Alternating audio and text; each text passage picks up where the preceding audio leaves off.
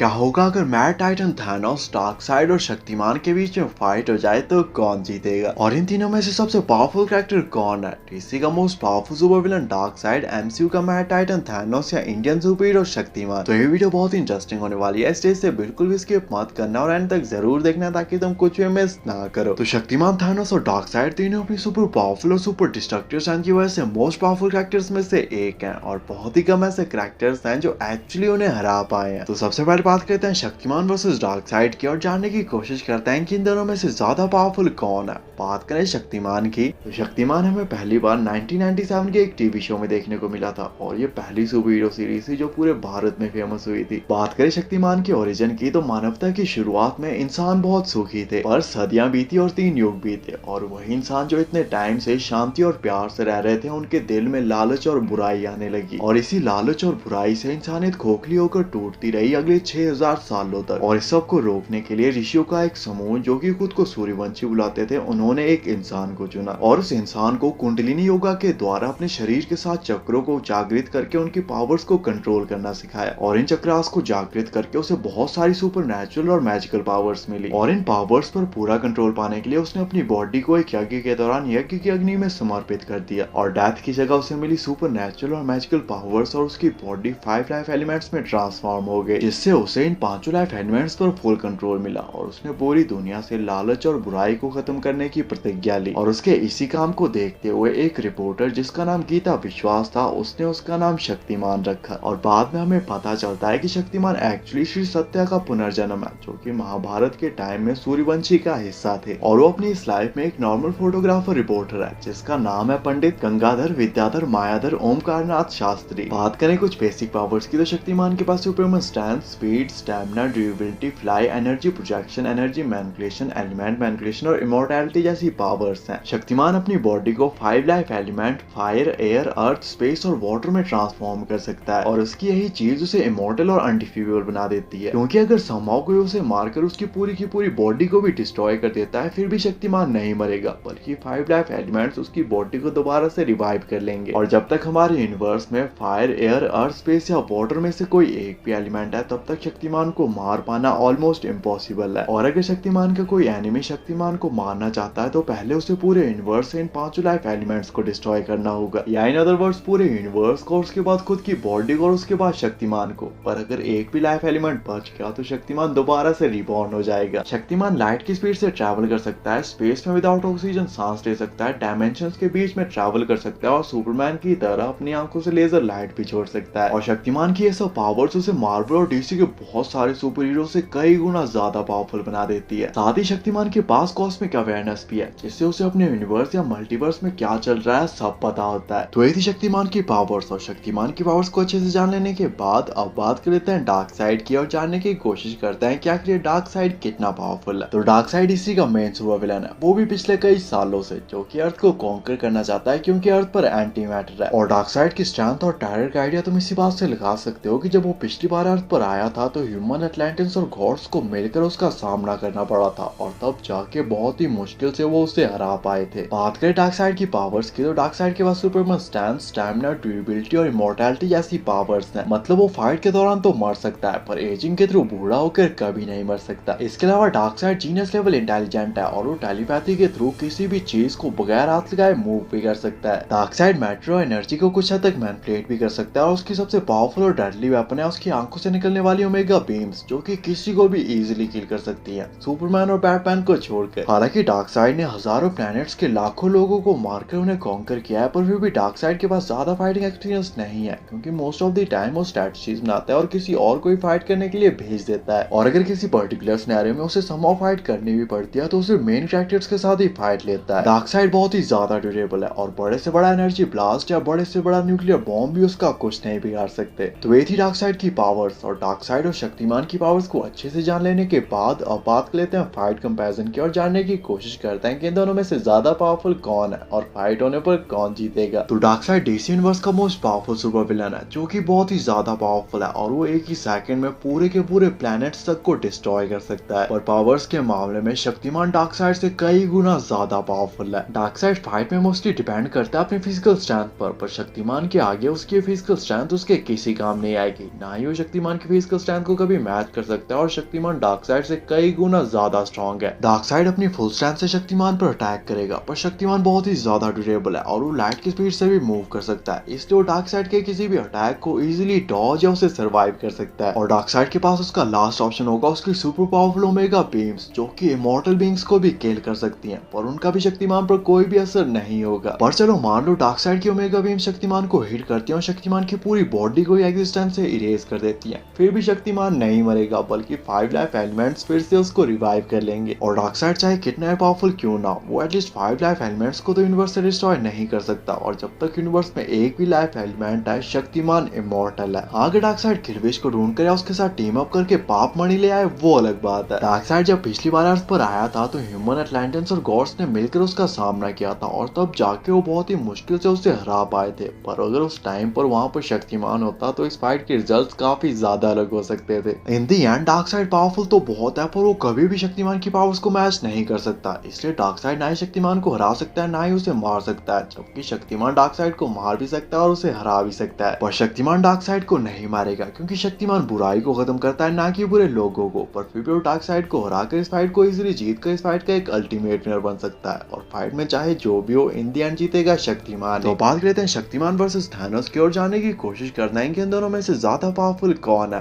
बात करें थैनोस की, तो थैनोस एक मैड टाइटन है जो कि यूनिवर्स में बैलेंस बनाने के लिए दुनिया की आधी पॉपुलेशन को मारना चाहता था, और उसने मार भी डाला था, जिसके बाद वो पाथ से वापस आया और वो समझ गया कि इंसान सिर्फ अपनी पुरानी बातों को याद कर रोता है और अपने जख्मों को चाटता रहता है और कभी आगे बढ़कर डेवलप नहीं हो सकता और ना ही डेवलप होना डिजर्व करता है। इसलिए बेस्ट आइडिया था सभी को मारकर एक नया यूनिवर्स क्रिएट करना और फिर वहां का गॉड बनकर सभी चीजों को परफेक्टली अपने हिसाब से बैलेंस करना, जो कि वो कर भी सकता था, क्योंकि ऑब्वियसली गॉड की बात को कौन ही टालेगा। थैनोस का मोटिव तो ठीक था, पर एवेंजर्स को उसका ये आइडिया बिल्कुल भी पसंद नहीं आया और यूनिवर्स में बैलेंस बनाने के लिए थैनोस दो बार मरा। बात करें कुछ बेसिक पावर्स की, तो थैनोस एक मैड टाइटन था जिसके पास हजारों सालों का फाइटिंग एक्सपीरियंस था और उसने बिना किसी इन्फिनिटी स्टोन के हजारों प्लैनेट के करोड़ों लोगों को मारकर उन्हें कॉन्कर किया था। थैनोस एक चेन फाइटर और हैंड टू हैंड कॉम्बैट का मास्टर है, जो कि हर तरह के कॉम्बैट को यूज करना जानता है, और उसकी फाइटिंग स्किल्स को तुम एंड गेम में देख ही सकते हो, जब वो अकेला सभी एवेंजर्स से भिड़ गया था और कोई एवेंजर्स उसके सामने खड़ा भी नहीं हो पा रहा था, जिसमें उसने 2 ही सेकंड में ग्रीन जायंट हल्क को हरा दिया था, कैप्टन अमेरिका की शील्ड तोड़ दी थी और थॉर को भी ऑलमोस्ट मार डाला था। और अगर उसे सभी इन्फिनिटी स्टोन्स भी दे दिए जाएं तो उसकी पावर्स और भी कई हजार गुना तक बढ़ जाती हैं और वो रियलिटी तक को चेंज कर सकता है। तो ये थी थैनोस की पावर्स, और थैनोस और शक्तिमान की पावर्स को अच्छे से जान लेने के बाद अब बात कर लेते हैं फाइट कंपैरिजन की और जानने की कोशिश करते हैं कि इन दोनों में से ज्यादा पावरफुल कौन है और फाइट होने पर कौन जीतेगा। तो इस फाइट को हम 2 पार्ट्स में देखेंगे। पहला, अगर थैनोस के पास इन्फिनिटी स्टोन्स हो, और दूसरा, अगर थैनोस के पास इन्फिनिटी स्टोन्स ना हो। बात करें बिना किसी इन्फिनिटी स्टोन्स वाले थैनोस की, तो थैनोस ने बिना किसी इन्फिनिटी स्टोन के भी हजारों प्लैनेट के करोड़ों लोगों को मारकर उन्हें कॉन्कर किया है और सभी थैनोस से अकेले फाइट करके उन्हें भी हरा दिया था, और कोई भी एवेंजर थैनोस के सामने खड़ा भी नहीं हो पा रहा था। पर अगर वहां पर एवेंजर्स की टीम में शक्तिमान होता तो इस फाइट के रिजल्ट्स काफी अलग हो सकते थे, जहां पर शक्तिमान लाइट की स्पीड से ट्रैवल करता और जैसे थैनोस स्नैप करने वाला होता उसके हाथ से ग्राउंडेड गायब हो जाता और शक्तिमान स्नैप करके थैनोस और उसकी आर्मी को ही वाइप कर देता, वो भी बिना किसी एवेंजर की हेल्प के। थैनोस बहुत ही ज्यादा पावरफुल कैरेक्टर है, पर पावर्स के मामले में शक्तिमान थैनोस से कई गुना ज्यादा पावरफुल है। शक्तिमान इमॉर्टल है और अगर कोई समहाउ उसकी पूरी की पूरी बॉडी को भी कंप्लीटली डिस्ट्रॉय कर देता है फिर भी शक्तिमान नहीं मरेगा, बल्कि 5 लाइफ एलिमेंट्स उसकी बॉडी को फिर से रिवाइव कर देंगे। दूसरी तरफ थैनोस पावरफुल तो बहुत है पर इमॉर्टल नहीं है, और अगर एक हिट भी सही से कनेक्ट हो, जैसे अगर थॉर ने छाती की जगह सर पे वार किया होता तो एक डायरेक्ट हिट भी थैनोस को इजीली किल कर सकती है। और शक्तिमान थैनोस से भी कई गुना ज्यादा पावरफुल कैरेक्टर्स को ऑलरेडी हरा चुका है, इसलिए उसके लिए थैनोस को हराना उतनी भी कोई बड़ी बात नहीं होगी, जबकि दूसरी तरफ थैनोस के लिए शक्तिमान को हरा पाना ऑलमोस्ट इम्पॉसिबल होगा। इसलिए एटलीस्ट बिना किसी इन्फिनिटी स्टोन के थैनोस शक्तिमान से फाइट करता है तो शक्तिमान इस फाइट को इजीली जीत लेगा, और शक्तिमान इवन इस फाइट को फाइट तक कंसीडर नहीं करेगा और ये फाइट 2 ही सेकंड में खत्म हो जाएगी। पर क्या होगा अगर थैनोस को सभी 6 इन्फिनिटी स्टोन्स भी दे दिए जाए, तब भी क्या रिजल्ट सेम रहेगा या इसमें कुछ चेंजेस आएंगे? तो थैनोस बहुत ही पावरफुल कैरेक्टर है और जब उसे इन्फिनिटी स्टोन्स भी मिल जाते हैं उसकी पावर्स और भी कई हजार गुना तक बढ़ जाती हैं और अब वो रियलिटी तक को मैनिपुलेट कर सकता है। थैनोस इन 6 इन्फिनिटी स्टोन्स का यूज करके शक्तिमान को मार सकता है, पर 5 लाइफ एलिमेंट्स उसको फिर से रिवाइव कर लेंगे। पर थैनोस स्टिल शक्तिमान को मार सकता है, बस शक्तिमान को मारने के लिए उसे यूनिवर्स में हर एक क्रीचर, पूरे के पूरे यूनिवर्स, मल्टीवर्स, अपनी आर्मी, खुद को और फिर शक्तिमान को और फिर 5 एलिमेंट्स को डिस्ट्रॉय करना होगा। पर इन सब चीजों के बावजूद अगर एक लाइफ एलिमेंट भी बच जाता है तो शक्तिमान दोबारा से रिबॉर्न हो जाएगा और वो दोबारा से उस यूनिवर्स को क्रिएट भी कर सकता है। और अगर थानोस ऐसा नहीं करता तो ये कुछ ही सेकंड्स की बात होगी जब शक्तिमान लाइट की स्पीड से ट्रैवल करके उसका गाउंटेड छीन कर उसे स्नैप करके वाइप कर देगा। इन दी एंड अगर थानोस खुद को और पूरे यूनिवर्स को सैक्रिफाइस करने के लिए तैयार नहीं है तो ना ही वो शक्तिमान को मार सकता है, ना ही उसे हरा सकता है, जबकि शक्तिमान उसे मार भी सकता है और उसे हरा भी सकता है। बाकी आपके हिसाब से इस फाइट की और क्या पॉसिबिलिटीज हो सकती हैं और नेक्स्ट वीडियो किस टॉपिक पे बनानी चाहिए, कमेंट करके जरूर बताना। ऐसी अमेजिंग वीडियोस के लिए चैनल को सब्सक्राइब कर देना एंड थैंक्स फॉर वॉचिंग।